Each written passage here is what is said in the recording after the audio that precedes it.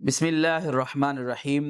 ناظرین کرام، قرآن کریم پر غور و فکر کے حوالے سے ہم آیت مبارکہ کا مطالعہ کر رہے ہیں، تو آج بھی ایک آیت مبارکہ ہم شامل کرتے ہیں۔ سورہ غاشیہ کی آیت نمبر 17 ہے۔ اللہ تبارک و تعالیٰ نے ارشاد فرمایا افلا ینظرون الی الابل کیف خلقت، کہ کیا وہ یہ نہیں دیکھتے کہ اللہ تعالیٰ نے اونٹ کو کیسے تخلیق فرمایا، کیسے پیدا فرمایا۔ تو کیا دیکھنے سے یہاں مراد صرف یہ نہیں ہے کہ اونٹ کو ایسے دیکھ لیا جائے، بلکہ دیکھنے سے یہاں غور و فکر مراد ہے۔ ایک نابینا سے کسی نے پوچھا کہ اگر اللہ تعالیٰ تمہیں آنکھیں دے دے تو تم سب سے پہلے کیا چیز دیکھنا پسند کرو گے؟ تو اس نے کہا کہ میں اونٹ کو دیکھنا پسند کروں گا، کہ اللہ تعالیٰ نے اتنے بڑے آسمان سے بھی پہلے اونٹ کو دیکھنے کا حکم دیا ہے، کیونکہ اس آیت میں پہلے اونٹ کو دیکھنے کا حکم دیا اور اس کے بعد والی آیت میں اللہ تعالیٰ نے آسمان پر غور و فکر کرنے کا بھی حکم دیا ہے۔ تو آج ہم اونٹ کے بارے میں تھوڑی سی تفصیل ذکر کرتے ہیں کہ اللہ تبارک و تعالیٰ نے اونٹ کو سواری کے لیے بنایا ہے، اور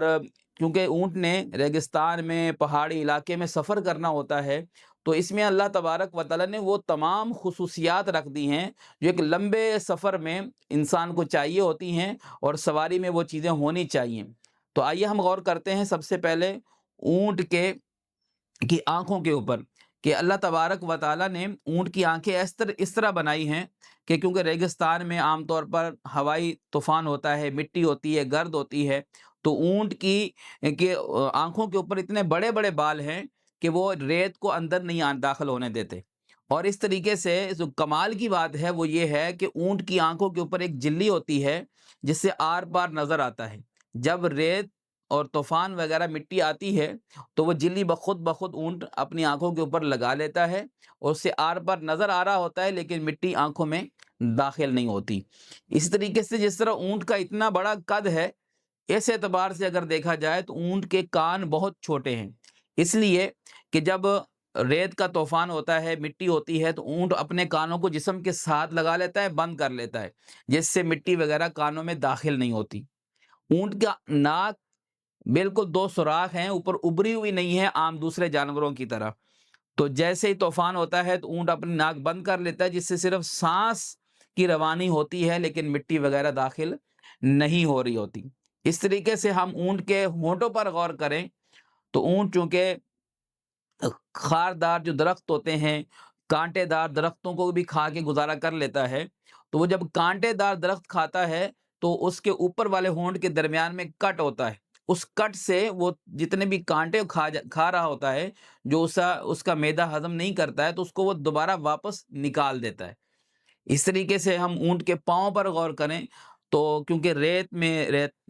ریگستان میں سفر کرنا ہوتا ہے، تو اس کے پاؤں اللہ تعالیٰ نے ایسے چوڑے بنائے ہیں اور اتنے مضبوط بنائے ہیں کہ وہ زمین میں دستے نہیں ہیں، اور ٹانگیں بقدر لمبی بنائی ہیں تاکہ چلنے میں اسے آسانی ہو اور کم وقت میں زیادہ سفر کر سکے۔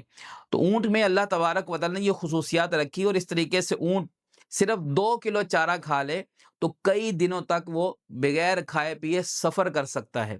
اونٹ کے اندر اگر ہم یہ بھی غور کریں تو اونٹ چونکہ ریگستان میں سفر کرتا ہے، لمبا سفر ہوتا ہے، پانی کی دستیابی نہیں ہوتی، تو اونٹ میں اللہ تبارک و تعالیٰ نے اتنی یہ اسٹوریج کا یہ نظام رکھا ہے کہ وہ 100 لیٹر پانی اپنے اندر سٹور کر لیتا ہے، اور اسے سلو استعمال کرتا ہے، کیونکہ اونٹ کی جو کوہان ہوتی ہے وہ چربی، اونٹ کی جسم کا 5% حصہ کوہان میں چربی کی صورت میں جمع ہوتا ہے، جو بقدر ضرورت وہ استعمال کرتا رہتا ہے، جس سے پانی کا استعمال اس کا کم ہوتا ہے۔ یہ تمام خصوصیات اللہ تبارک و تعالیٰ نے اونٹ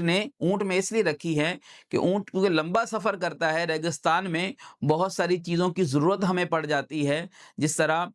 گوشت کی ضرورت ہے، اس طریقے سے سواری کی بھی ضرورت ہے، اس طریقے سے دودھ کی ضرورت ہے۔ تو اونٹ وہ جانور ہے کہ جو بیک وقت ہمیں 4 چیزیں فراہم کرتا ہے، کیونکہ بعض جانور ہوتے ہیں وہ سواری کا کام دیتے ہیں، بعض جانور بوجھ اٹھاتے ہیں، بعض جانور کا دودھ استعمال کیا جاتا ہے اور بعض کا گوشت استعمال کیا جاتا ہے، لیکن اونٹ ایک ہی وقت میں دودھ کا استعمال بھی اس کا ہم کر سکتے ہیں، اور اسی طریقے سے اس کا گوشت بھی کھانا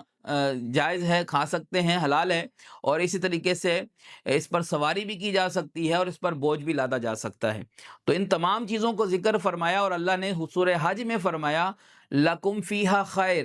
اس میں بہت بڑی بھلائی ہے۔ ہمیں بھی اس بھلائی کی طرف اللہ کی اس مخلوق پر غور و فکر کرنا چاہیے۔ اس سے اللہ تبارک و تعالیٰ کی بڑائی، اللہ تعالیٰ کی شان اور اللہ تعالیٰ کی عظمت کا ہمیں پتہ چلتا ہے۔ اللہ تبارک و تعالیٰ ہمیں اپنی مخلوق میں غور و فکر کرنے کی اور قرآن کریم کو اس تفکر کے ساتھ پڑھنے کی توفیق عطا فرمائے۔